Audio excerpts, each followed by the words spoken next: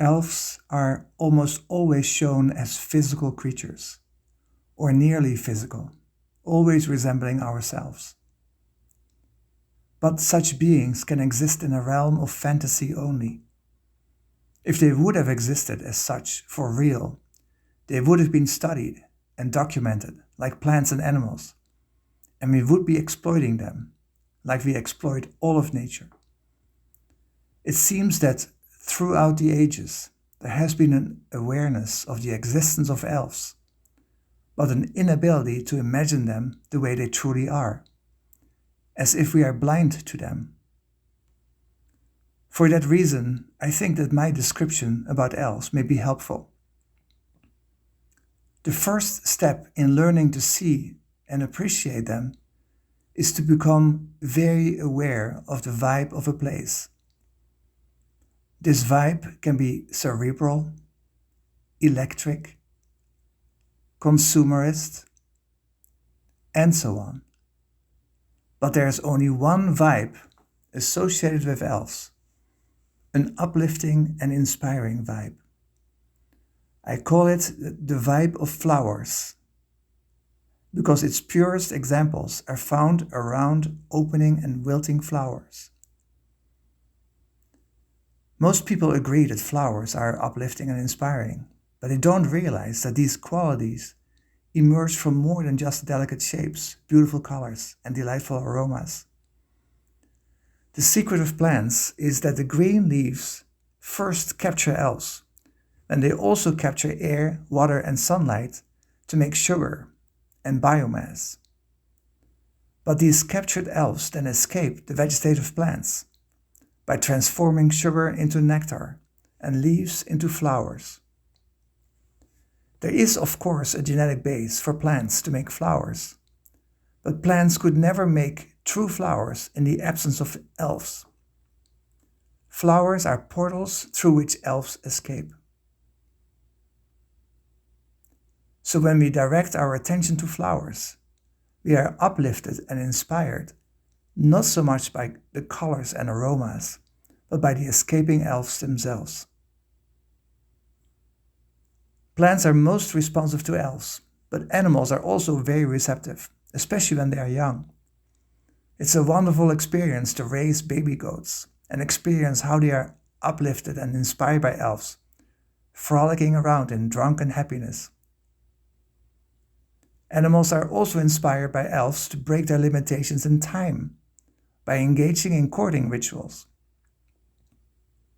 or to break their limitations in territory, in space, by committing to migration.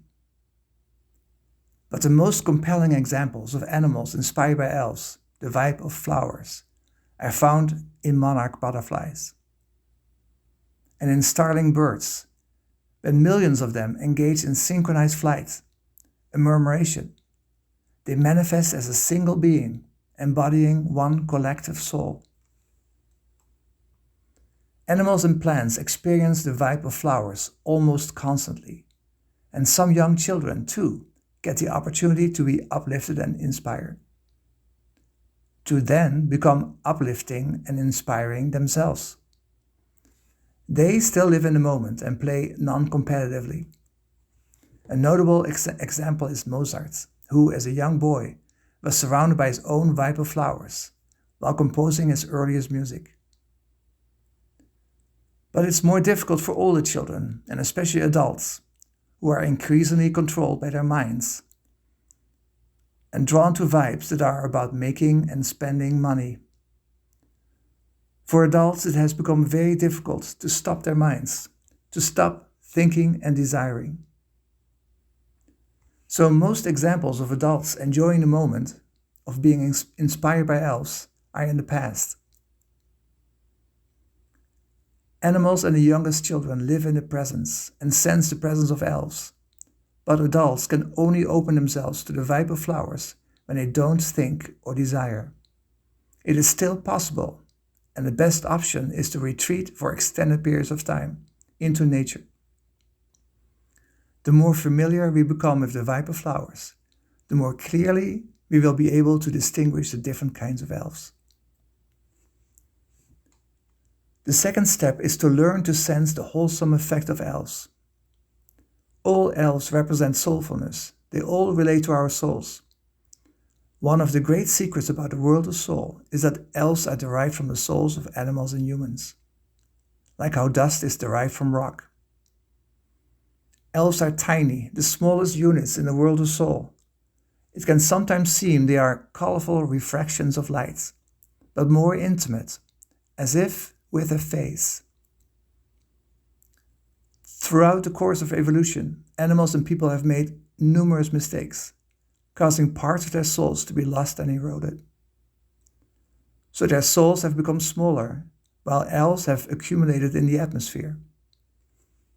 And most elves are good still. They try to find a way back to us, the animals and people, by uplifting and inspiring us. When I open myself to the vibe of flowers, I experience the elves, not just as refracting light and even stars, but also, and most clearly, as flowers. The flowers are not static, but they flutter. Their closest counterparts in the physical world are butterflies. And with the fluttering come visions. These visions cannot be captured by my mind. I can usually not remember them. All I know of the fragments I do remember is that they are very intimate and reveal existential secrets. And even though most visions remain subconscious, they have an enlightening, liberating, and healing effect on the soul, the part of us that is selfless and does not think or desire. They are about the harmonious relationships in the world of soul, and they are the opposite of the rigid thoughts and chaotic desires that link me to the material world. By finding and opening ourselves to the vibes of flowers, we encounter elves who nourish our souls with visions, who infuse the essence of nature into the core of our souls.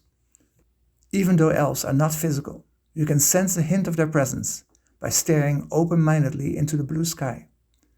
There you may notice sparkling silver spots of light. Allow these spots to reveal themselves. There's much more to say about elves, but I think this may be enough for now.